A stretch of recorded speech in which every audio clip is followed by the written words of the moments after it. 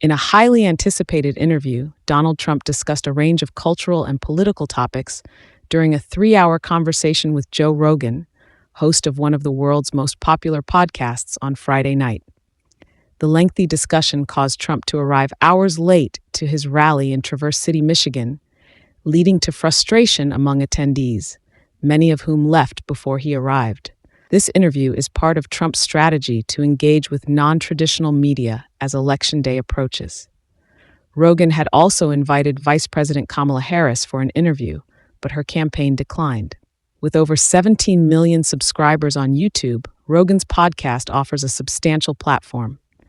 Much of the conversation, which was posted online around 10 p.m. Friday, revisited familiar themes from Trump's campaign. He asserted that the war in Ukraine would not have occurred under his presidency, criticized moderators for not fact-checking Harris adequately during their debate, and reiterated claims that Harris and the Democrats pose a greater threat than foreign adversaries, alongside conspiratorial remarks about the 2020 election being, when Rogan pressed Trump for evidence of his claims about the election, he provided a somewhat rambling response, mentioning changes to election laws he believed lacked proper legislative approval.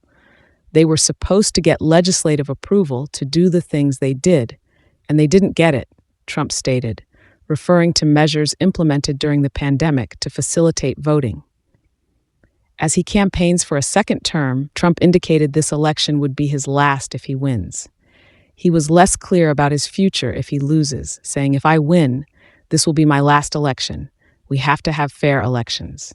Despite acknowledging in September that he lost the 2020 election to President Biden by a whisker, Trump continues to frame baseless claims about election integrity as central to his 2024 campaign. His rhetoric has grown increasingly aggressive in recent weeks, with threats to imprison political opponents and revoke broadcast licenses for media organizations he opposes, prompting critics to label him as having dictatorial tendencies. Former Chief of Staff John Kelly recently described Trump as fitting the definition of a fascist. "I was actually the opposite of a dictator," Trump defended himself. "I was a very straight guy." On the topic of UFOs, Trump shared that he has learned a lot, saying, "There's no reason not to think that Mars and all these planets don't have life." Rogan quickly corrected him, stating that probes and rovers have found no evidence of life on Mars, to which Trump replied, "Maybe it's life that we don't know." Rogan also attempted to clarify Trump's previous praise for Confederate General Robert E. Lee, prompting Trump to call Lee a genius, but only in a strategic sense. Rogan later suggested that such comments could lead to criticism, mimicking potential backlash with the remark, "Donald Trump wishes the South won." Since launching in 2009, Rogan's podcast has gained immense popularity, especially among young men, and features a wide range of guests from various fields, including politics. However, Rogan has faced criticism for spreading misinformation and making controversial statements.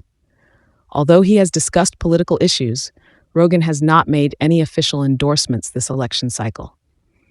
He had expressed admiration for Robert F. Kennedy Jr. in August, but clarified later that he was not endorsing him. Kennedy Jr. has since dropped out of the race and endorsed Trump. While Harris had been in talks for an interview with Rogan, her campaign confirmed that scheduling conflicts prevented it from happening. During the interview, Trump seemed to recognize the significance of appearing on Rogan's podcast, calling himself a student of yours. He reiterated his stance on environmental regulations, labeling them as the biggest tool to stopping growth, and continued his long-standing critique of windmills, expressing concern for their impact on marine wildlife, particularly whales. "I want to be a whale psychiatrist," he said, voicing worries about their welfare. Trump also took aim at Harris, calling her not smart and suggesting she poses a greater threat than foreign adversaries. "If she becomes the president of the United States, which I can't believe can happen, I don't think this country is going to make it," he said. In response to Trump's incendiary rhetoric, Republican House Speaker Mike Johnson and Senate Minority Leader Mitch McConnell issued a letter urging Harris to moderate her language, warning that such comments could incite violence against Trump. As the interview neared its end, Trump acknowledged his need to leave for his Michigan rally, jokingly blaming Rogan for his tardiness. "I've got to go make a great speech," he said. "And if I'm a little off tonight, I'm going to blame you."